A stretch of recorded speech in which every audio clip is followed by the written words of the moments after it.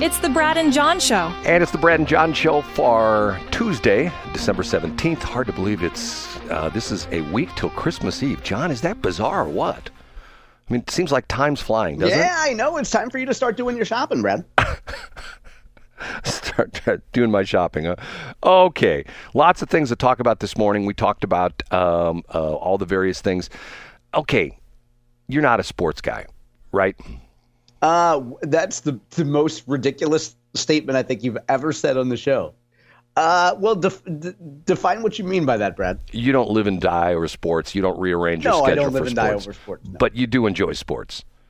Yeah, I spent a great deal of my, up until my 30s probably watching sports, yeah. But what I'm saying is you're not the kind of guy who will arrange his life so that he can... Absolutely not. Okay. Never would. That's like what I call a real sports fanatic, sports dude. Okay.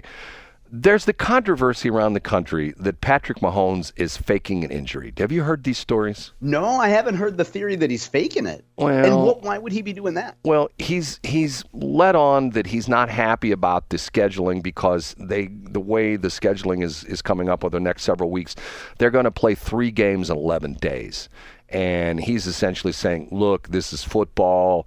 You know, I know it sounds crazy, but it takes us a good 5 or 6 days to recover. And obviously the Kansas City Chiefs are the hot team. So, you know, the networks are trying to schedule them. And I believe they are playing this Christmas Day game, which has gotten a lot of attention. And he's not really happy about this. So he gets injured in the game the other night. And they're saying, well, he may be out for another week. And there are some people saying, he's just taking some time off to just essentially because they're 13-1 or something like that. Yeah. That they don't need them and they're going to make the playoffs no matter what. Right, and they're just going to sideline them for a while, stuff like that. Hold on a minute.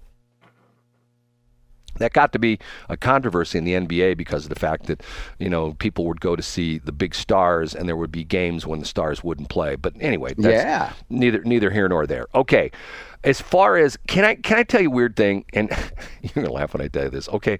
I'm trying to get myself back in shape. And you were in shape once, is what you're saying. Well, a long time ago, but I'm working out 3 days a week, okay? Now, I've said this for a long time. They're talking about, the city of St. Louis is talking about the resurrection of the red light cameras. And the red light cameras, to me, are... If any municipality says it's about safety, it's not about safety, it's about money. And, hold on just a minute again.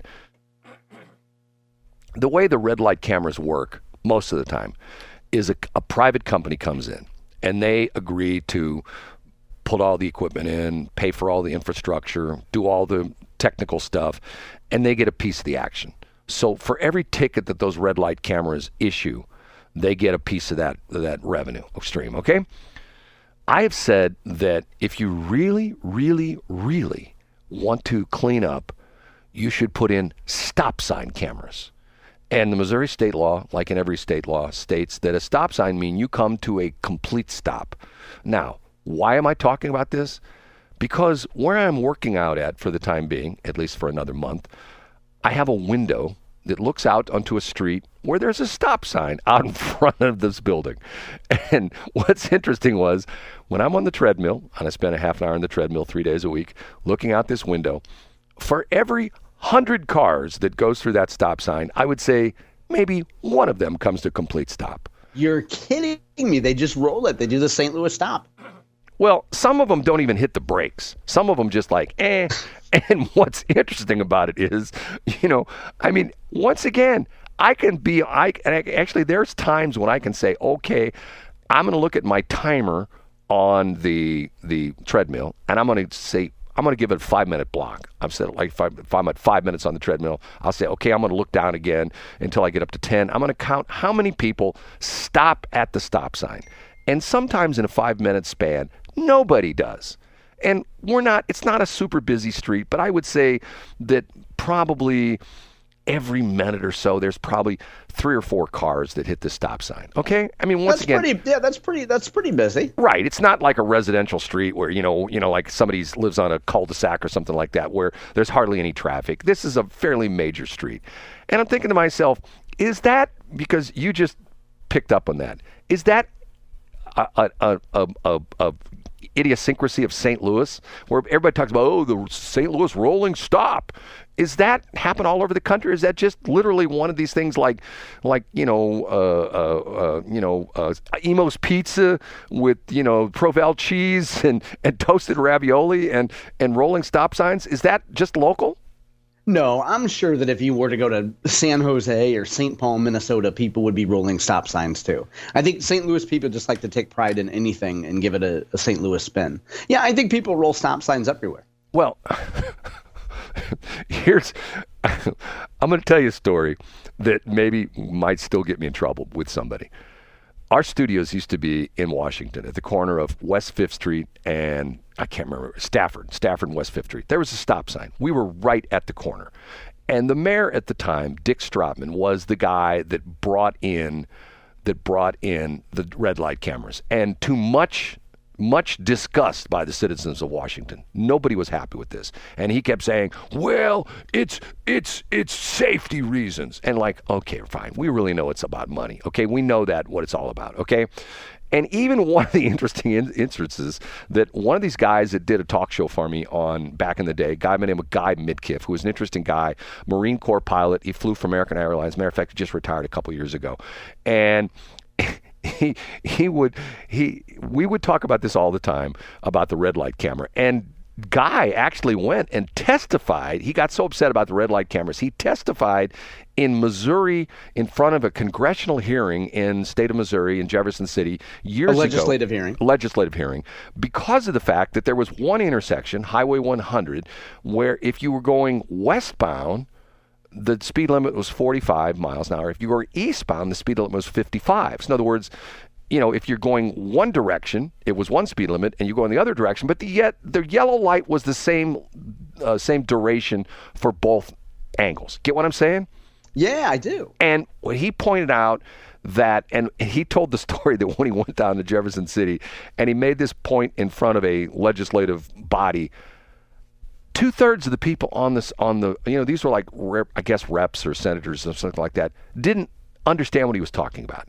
And he said, look, the yellow light needs to have a standardization because of the fact that the yellow light for a 25 mile an hour speed limit zone should be much shorter than a yellow light for a 55 mile an hour speed limit zone because of the fact that the sheer fact that you're doing 55, you have less time to hit the brakes if you put that same short cycle yellow light in for 25 mile an hour zone. And he pointed out the fact that in most states, the red light cameras, there were rules that stated that if you put a red light camera on a 35 mile an hour intersection, the yellow light had to be on for 3.5 seconds. And if it was a 55 mile an hour speed limit, it had to be 4 seconds. And the people in the state didn't quite comprehend why that made any difference. Isn't that sort of interesting?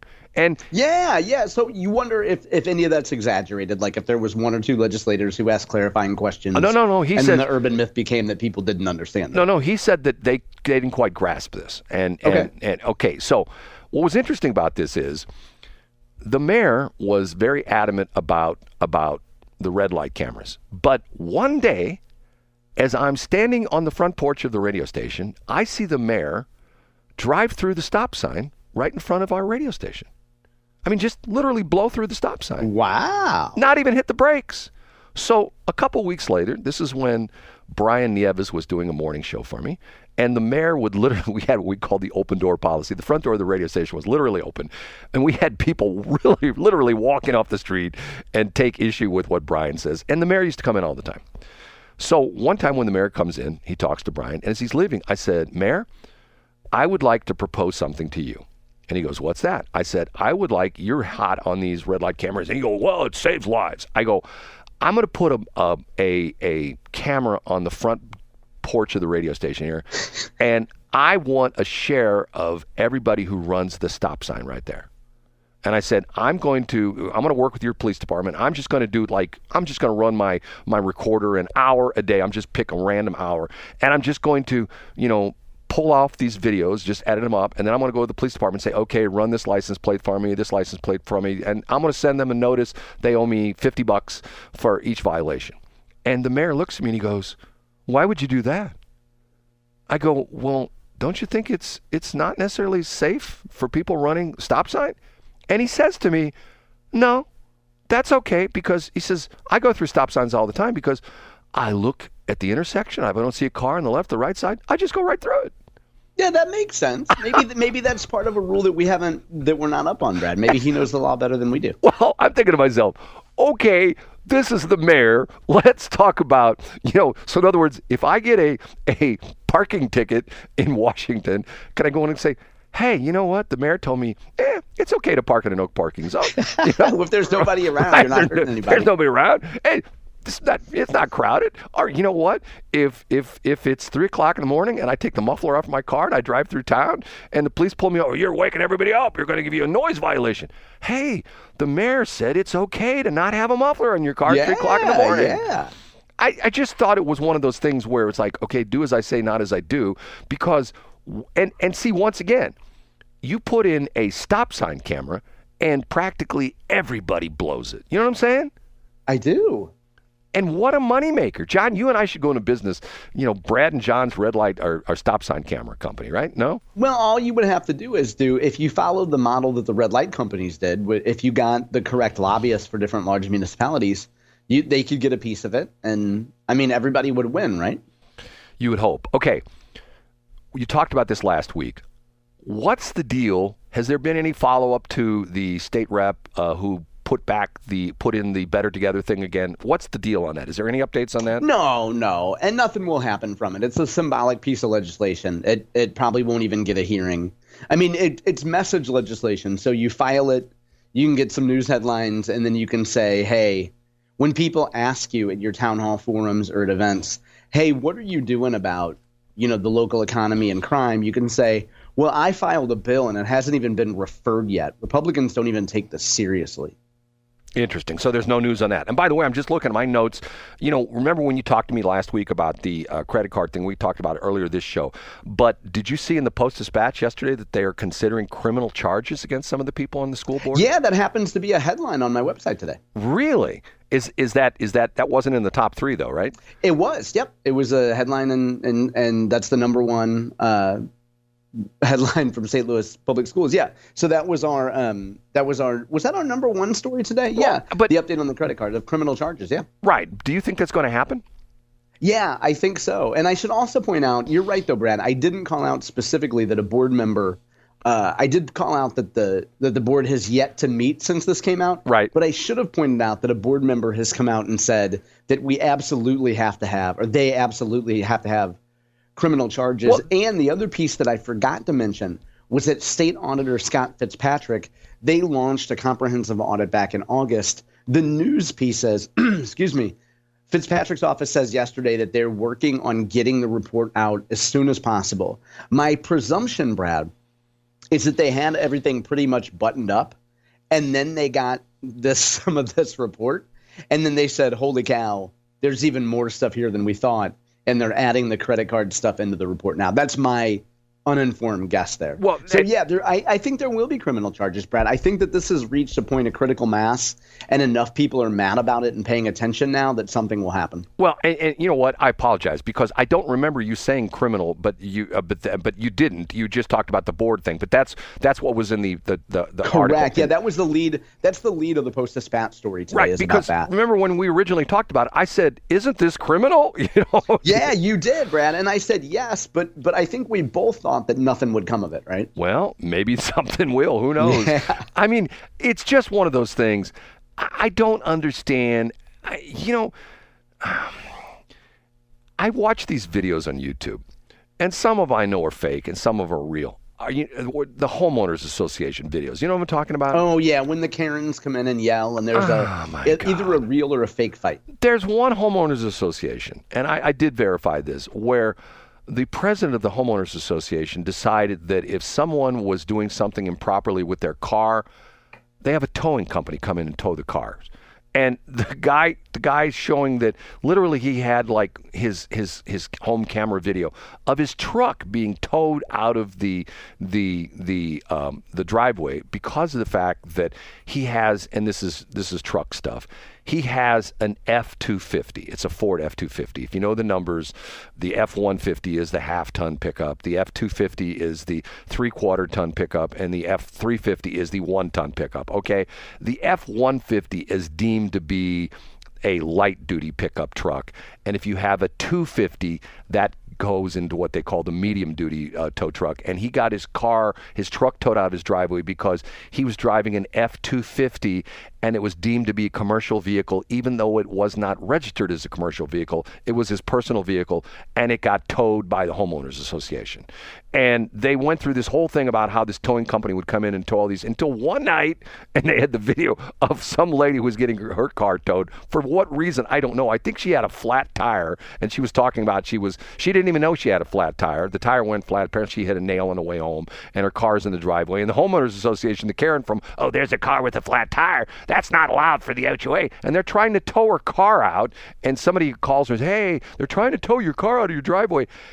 You know, the HOA is like, and I say this, people to get into government, they want to exert their force on other people because they are not fulfilled in life. Is that crazy statement for me to say? You know what I'm saying? I think it's accurate for 95% of people. There's probably 5% of older people who think it would be fun to judge like a Halloween decoration contest, and the other 95% are egomaniacs on power trips. Yeah.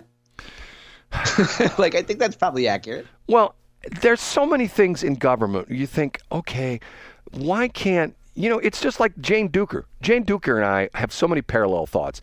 She's still complaining about St. Louis County, where once upon a time, if you go into the executive office building there in Clayton, used to be you walk into the front door. Years ago, there was no Checkpoint Charlie. Now there is. And you go to the right, and that was the Department of Revenue. That was the collector's office. Okay, now that's everybody's office. And you used to be able to get on the elevator and go up to the Recorder of Deeds office, the various offices. You can't do that anymore. And to the point where they've made the building totally dysfunctional. To the point where when you go in now, you got to type in on a stupid iPod or an iPad, and somebody comes down from upstairs. And the same thing goes on in St. Charles County. And the bizarre part of it is like, okay, are you trying to be less responsive to the to the customers, aka the citizens, are more responsive? In this case, they're being less responsive. And they say, well, this is because of COVID. Now, you know what the deal is now? You know what they say why they haven't taken down the barriers and why you can't go on the floors? Why not? Because it's safety. Because it's safety reasons. Okay. Well, you do have the Brad Hildebrands of the world trying to come in with a Swiss Army knife. John, I'm going to recount a story tomorrow. That's why I'm telling it. I'm setting you up for it, Brad. I'm recounting a story tomorrow that's going to happen to me today, and we're gonna hopefully have an interesting story tomorrow because you'll never guess where I'm going this afternoon. Oh, no. Oh, I know why. You're going to go with St. Louis Public Schools to Japan. That's right. You're going to go to a kimono fitting. They're going to try to get you in a kimono, Brad. That's why you've been on the treadmill, because you're trying to fit in that smaller kimono. I've always wanted to have a kimono. I wanted to have my feet bound like the old geisha girls do. You know what I'm saying? You know what I'm talking about? Oh, yeah. We got kinky in the last minute of the show, Brad. Okay, John, say goodbye. Bye. See you tomorrow. Thanks for checking out the Brad and John Show podcast. This segment of the show is brought to you by John Combest's book, Stalking, Harassment, Internet Trolling, A Guide to Recovering and Rebuilding After Online Attacks. It's a great reference if you've ever been the unfortunate target of a social media attack. It's available on Amazon. Just search John Combest. That's Combest, John Combest, and the book will show up in your search results. Now it's time for another segment of the Brad and John Show. Can you handle it?